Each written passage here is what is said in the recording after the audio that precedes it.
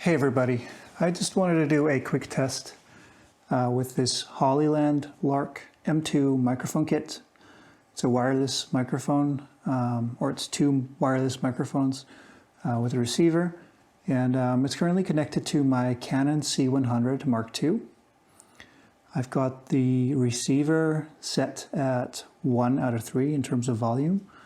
I've got my microphone preamps on the C100 set to about 50%. So I think it's going to be best of both worlds this way. I'm going to probably try out some different settings with maybe sending out a bit more from the mic into the preamp and lowering the preamp of the C100. But I like the preamps on the C100, so this is probably a good way to go.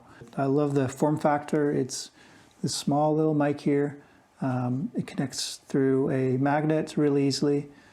This kit, like the case with the two mics and the receiver, it all fits really nice in this case. And you can charge it in this case.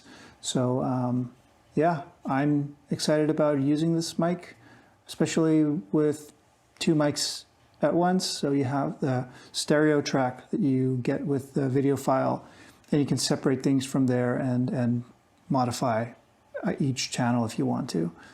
So yeah, I like it so far. And I hope this little test has been useful for you. All right, see ya.